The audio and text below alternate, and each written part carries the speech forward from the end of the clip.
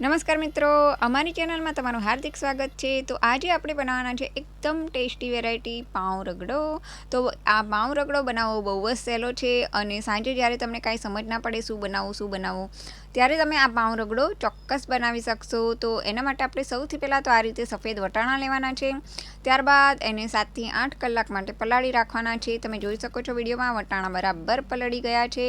જો તમારે સાંજે બનાવવાના હોય તો સવારે પલાળી શકો છો અને જો સવારે બનાવવાના હોય તો રાત્રે પલાળીને રાખી શકો છો। તો વટાણા બરાબર પલળી જાય ત્યારબાદ એને બાફવા માટે કુકરમાં એડ કરવાના છે। કુકરમાં એડ કર્યા પછી જરૂર પૂરતું પાણી એડ કરવાનું છે અને એક બટેટું આ રીતે છોલીને કટકા કરીને એડ કરી દેવાનું છે। ત્યારબાદ થોડીક હળદર અને મીઠું એડ કરી અને એને બરાબર હલાવી લેવાનું છે। ત્યારબાદ જો તમારે વટાણા જલ્દી ચડાવવા હોય તો તમે થોડોક સોડા પણ એડ કરી શકો છો। હવે આપણે કુકરનું ઢાંકણું બરાબર બંધ કરી અને 4 થી 5 સીટી વગાડી લેવાની છે। વટાણા બરાબર આ રીતે બફાઈ જાય ત્યારબાદ એને આ રીતે થોડાક છૂંદી નાખવાના છે, જેથી ખાવામાં ખૂબ જ સરળતા રહેશે અને મજા પણ પડશે।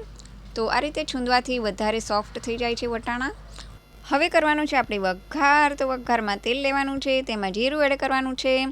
જીરું બરાબર સતળાઈ જાય ત્યારબાદ તમે ઈચ્છો તો આદું, મરચાં અને લસણની પેસ્ટ પણ એડ કરી શકો છો, તેનાથી પણ ખૂબ જ સારો ટેસ્ટ આવશે। અને ત્યારબાદ હવે આપણે એમાં એડ કરવાના છે ઝીણા સુધારેલા ટમેટાં। આ ટમેટાને સુધારીને પણ એડ કરી શકાય છે અને જો તમે ઈચ્છો તો મિક્સરમાં ક્રશ કરીને ગ્રેવી કરીને પણ તમે આમાં એડ કરી શકો છો। હવે આપણે તેમાં એડ કરીશું મસાલા। તો મસાલામાં હળદર, થોડુંક સ્વાદ અનુસાર મીઠું અને ધાણા જીરું એડ કરવાનું છે। હવે બધા મસાલાને ટમેટામાં મિક્સ કરી દેવાના છે બરાબર। હવે ટમેટાં થોડા કડક ના રહે તેના માટે આપણે એને મેશ કરી લેવાના છે। મેશ કર્યા પછી એમાંથી બરોબર તેલ છૂટું પડે અને ટમેટાં એકદમ સોફ્ટ થઈ જાય ને ત્યારબાદ એમાં આપણે બધા વટાણા એડ કરી દેવાના છે। અને જો તમે ડુંગળી લસણ ખાતા હો ને તો આમાં તમે ઝીણી સુધારેલી ડુંગળી પણ ચોક્કસ એડ કરી શકો છો। ટમેટામાંથી તેલ છૂટું પડે ત્યારબાદ આપણે જે બાફેલા વટાણા છે તે આમાં એડ કરી દેવાના છે। બધા વટાણા એડ કર્યા પછી તેમાં જો જરૂર પૂરતું પાણી પણ એડ કરવાનું રહેશે, જેથી રગડો એકદમ પાતળો થાય અને જ્યારે એ ઠંડો થાય છે ને ત્યારે એકદમ જાડો થઈ જાય છે, એટલા માટે આપણે એને થોડોક પાતળો રાખવાનો છે। હવે બધો રગડો બરોબર ઉકળે ત્યારબાદ તેમાં જરૂર પૂરતું લાલ મરચું પાવડર, થોડોક ગરમ મસાલો એડ કરવાનો છે અને કોથમીર નાખવાની તો ભૂલવાની જ નહીં। કોથમીર વગર તો બધી જ વેરાયટી અધૂરી લાગે છે।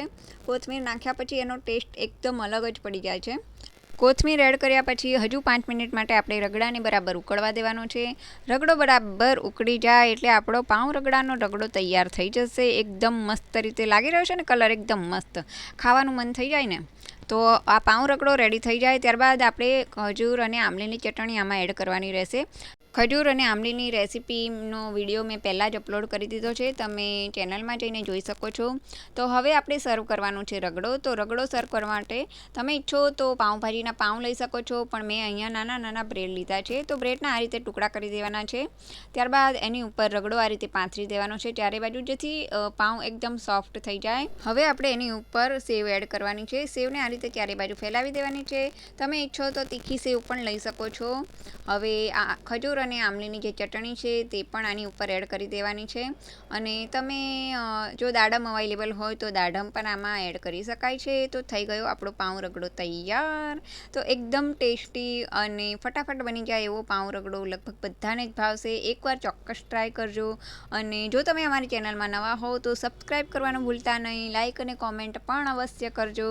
તો ચાલો હવે આપણે ફરી મળશું નવી વાનગી સાથે, નવા વિડીયો સાથે। ત્યાં સુધી બાય બાય।